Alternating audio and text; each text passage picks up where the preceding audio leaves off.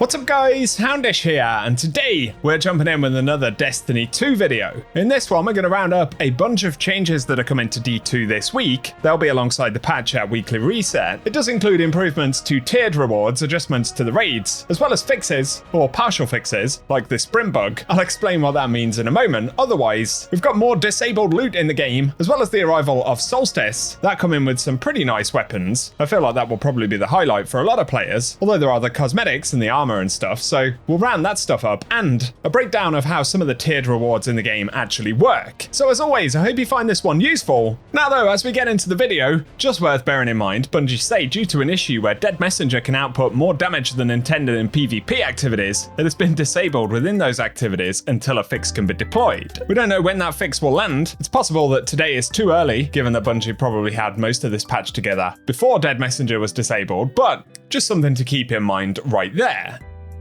Today we are going to get update 9005 though, and looking at some of the changes Bungie are planning to introduce, they say, with regards to raid and dungeon difficulty scaling, they'll be updating the difficulty for legacy raid and dungeon activities, and combat difficulty specifically will be reduced by 10 power. That will also actually apply to the new raid, Desert Perpetual, where they say enemies will deal less damage and players will be able to deal more damage. Funnily enough, in its current form, once you're sort of into the power grind, not at high levels because it doesn't really make a difference, but I actually didn't think most enemies in the normal raid feel that difficult. Give me your thoughts about it, but they'll also be lowering the cutthroat combat raid feat, specifically combat difficulty again, by 10 power. And they'll be lowering the combined mastery triumph to only require a single completion at base difficulty. That will upgrade gear rewards by 1 tier, depending on the number of feats active. So examples include, instead of getting a tier 1 reward, you get tier 2, and layering on additional feats will increase difficulty, but also help you to get to tier 3 rewards and beyond. Although bear in mind, I believe, anything tier 5 is reserved for the harder version of the raid that we're getting in September. Really weird that some of the endgame stuff in the game actually drops some of the lowest tiered loot.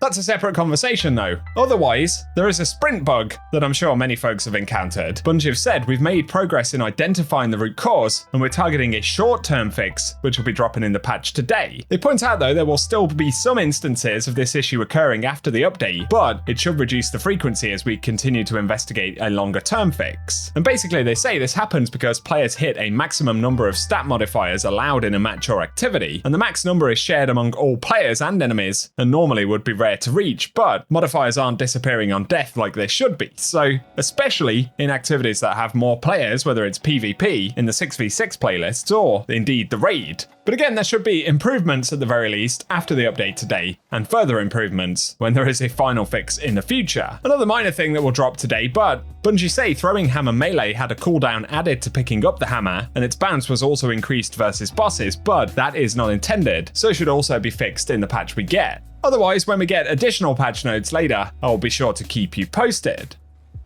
A quick heads up regarding Arms Week though, it will conclude with the weekly reset as we head into Solstice for the year, so if you have any combat telemetry lying around, I'm not sure if it will stay in inventories or remain available until the next event, so probably it's worth turning in all of that currency before we get to weekly reset and the maintenance today, as it is possible you have a stack of it that you've kind of forgotten about, especially if you already got the roles that you're after, so just an extra thing to keep in mind. And otherwise, progress towards the title for Arms Week, as well as the ranks, will reset before the event returns, so just a quick heads up not to forget about those.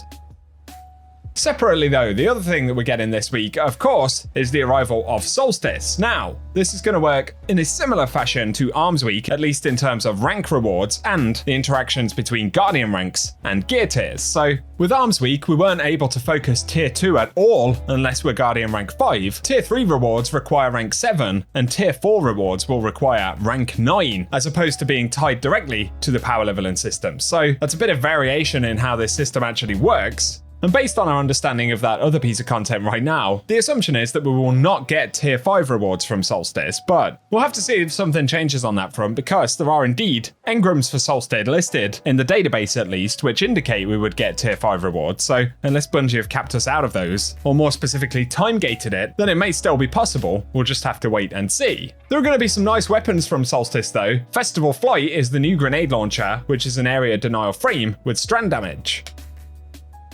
The left column can get Blast Distributor as well as Demolitionist, so a couple of good grenade perks there if you're looking to get grenade energy or grenades back in general. You can also get Recycled Energy, Transcendent Moment, Envious Arsenal, Ambitious Assassin, and Slice. Then the second slot's able to get Binary Orbit, Frenzy, One for All, as well as Vorpal Weapon, Attrition Orbs, Hatchling, and Elemental Hone-In. So obviously you can lean into getting energy back, especially on the grenade front. There's some good options there. Ambitious Assassin's pretty good in the first slot for overflowing the mag, or the Slice if you like that. The second column also is pretty decent. Things like the Frenzy damage increase, or probably pretty good, will be One for All, as hitting 3 separate targets increases damage for a moderate duration. And that's 35% increased damage for 10 seconds, so it is a very solid damage bonus. It can also get Attrition Orbs, which is nice, and for potentially even more ag control, things like Hatchling aren't too bad either. I think this weapon really will be the peak thing that most players will go after from Solstice. The other weapons though include the Yeartide Apex, which is the Solar SMG in a lightweight frame, or the Void Bow, the Fortunate Star, which is returning from previous years. I'll link a separate video down below that has all of the weapon rolls for Solstice this time around, but keep in mind on top of different tiers dropping, depending on Guardian ranks and stuff, it's also possible to get hollow foil versions of these weapons, much like we've seen with Arms Week, and the hollow foil does come with a sort of ocean themed animated skin. So there'll be that and all of the cosmetics and the rank path that we'll discover in the game when the event drops. So let me know down below if you'll be getting involved with Solstice this year. Obviously linked to the conversation about tiers, if you are below the max power level right now, essentially, we can still get weekly tier 4 items dropping from things like the Kepler missions if you want any of the Kepler stuff. That's when you're over 100 power. If you're at 350 power, you can get a couple of tier 5 drops from Kepler in the weekly missions, and those are still affected by focusing, so that's an early way to get some tier 5 loot. Otherwise, at above 300 power, inside of the raid, if you throw a bunch of challenging modifiers on and feats, you can get tier 4s.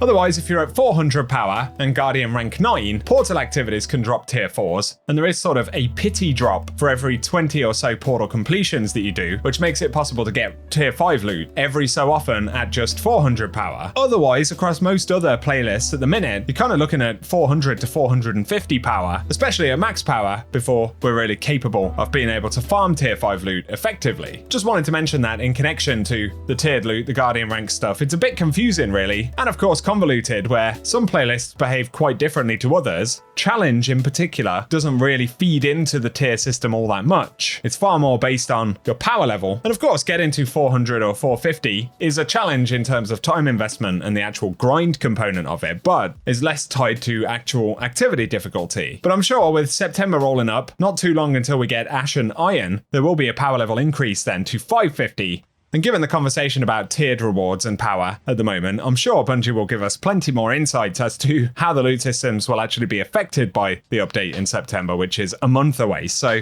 we're essentially halfway there between Edge of Fate launch and Ash and Iron actually dropping.